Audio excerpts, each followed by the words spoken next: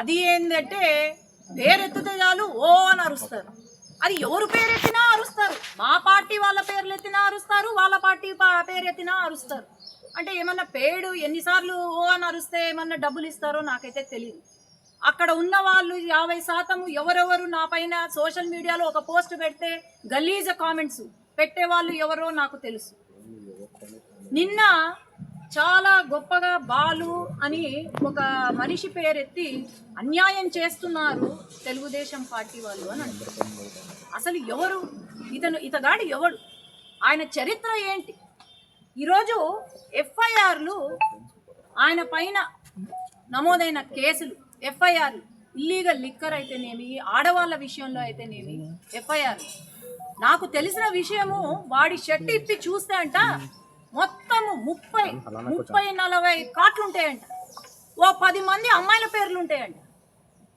ఆడు చేసేది ఏంటి అంటే అమ్మాయిలకు లైన్ వేయడము, వాళ్ళను హరాస్ చేయడము, బ్లాక్మెయిల్ చేయడము, హరాస్ చేయడము, ఇది వాళ్ళు చేసే పని.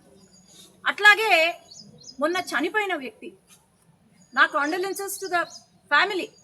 నేను వాళ్ళని ఏమీ అనట్లేదు, కానీ అన్నీ కూడా ఇప్పుడు ఒక కంప్లైంట్ వచ్చినా కూడా, లేదంటే ఎవరైనా కంప్లైంట్ వచ్చినా కూడా అన్ని రికార్డెడ్ ఉంటాయి. ఒక అమ్మాయి 112కి కాల్ చేసి ఒక హరాస్మెంట్ కేసు ఫైల్ చేయాలనుకుంది. ఆ కాల్ రికార్డింగ్ కూడా ఉంది. ఆనాడు స్టేషన్లో ఆయన ఫోన్ తీసుకున్నారు. ఆ ఫోన్లో ఏంటిరా అని చూస్తే ఎంతోమంది అమ్మాయిలను బ్లాక్మెయిల్ చేస్తూ వాళ్ళ వీడియోస్ రికార్డ్ చేస్తూ, ఆ ఫోన్లో ఆ వీడియోస్ ఉన్నాయి, రికార్డ్ చేస్తూ గూగుల్ పే, ఫోన్పే నుండి డబ్బులు తీసుకుంటూ బయటికి వచ్చింది. అది కేవలం అది బయటికి వచ్చింది అని చెప్పి ఆ ఉద్దేశంతో మరి ఏమైందో భయపడ్డాడో మరేమో, కానీ ఇది రాజకీయం చేశారు.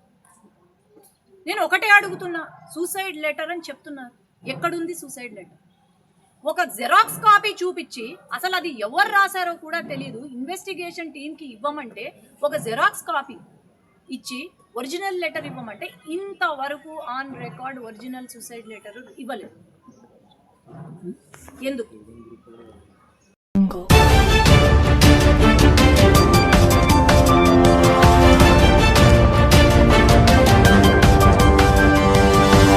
Audio